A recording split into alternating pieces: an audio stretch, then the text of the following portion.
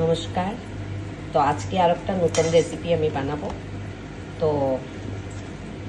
এই দেখুন ভেন্ডিকে আমি কিভাবে কেটেছি।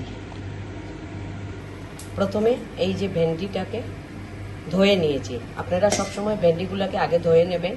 এবং এই দেখুন ভেন্ডির দুই সাইড আমি কেটে নিয়েছি। ঠিক আছে, এই যে ভেন্ডির দুই সাইড আমি কেটে নিয়েছি।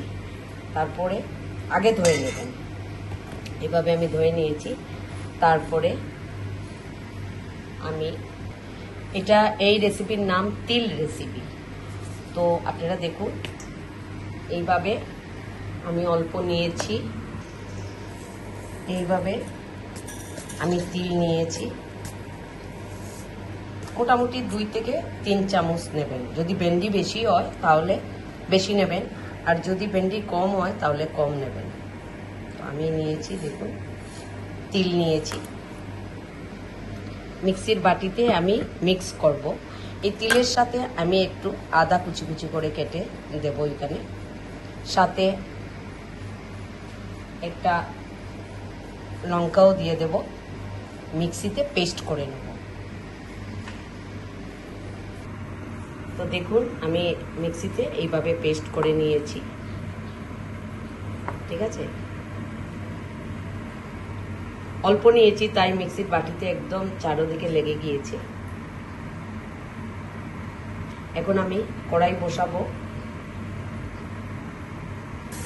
কড়াই বসিয়েছি এবং একটু আস্তা জিরা আমি দিয়েছি, দিয়ে তিলগুলা সব ছেড়ে দিয়েছি। দেখুন আমি কড়াই বসিয়েছি এবং অল্প তেল দিয়েছি, আর আস্তা জিরা একটু সম্বাসে দিয়েছি, আর এরপরে তিলগুলা ছেড়ে দিয়েছি। দেখুন তিলগুলাকে একটু ভাজবেন, না ভাজলে গন্ধটা আসবে না।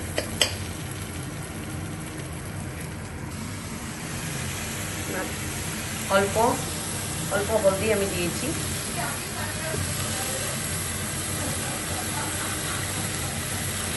অল্প নুন দিয়ে দিলাম,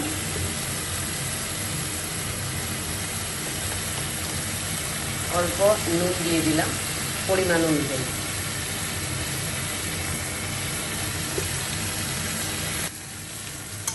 फिर उसको थोड़ा सा এরপরে অল্প নাড়াচাড়া করবেন।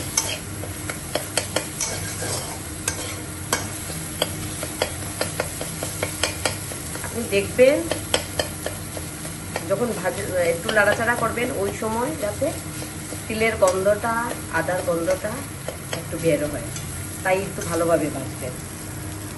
এবং ভেন্ডিগুলোকে ছেড়ে দিলাম, ভেন্ডিগুলোকে ছেড়ে দিলাম, ভেন্ডিগুলোকে ছেড়ে দিলাম, হ্যাঁ ভেন্ডিগুলোকে ছেড়ে দিলাম। তারপরে অল্প জল দিয়ে দেবেন এটার মধ্যে। অল্প জল দিয়ে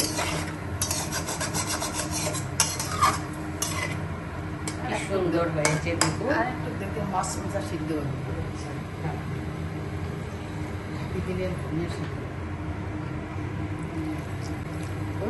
আরো অল্প দিয়ে দিলাম। এই দেখুন এটা তিল ভেন্ডি এটাকে বলে। তো এখন দেখবো, ঢাকনিটা উঠিয়ে দিয়েছি। দেখুন এখন এটা শুকনা শুকনাই বানাতে হয়, আর শুকনা শুকনা ভাতের সাথে, গরম গরম ভাতের সাথে বা রুটির সাথেও খেতে পারবেন, আর খুব টেস্টি হয়েছে। আপনারা বানিয়ে দেখবেন। একটু টমেটো দিয়েছি আমি, দেখুন। আর সিদ্ধ হয়েছে নাকি? সিদ্ধ হয়ে গিয়েছে দেখুন, একদম শুকনা শুকনা।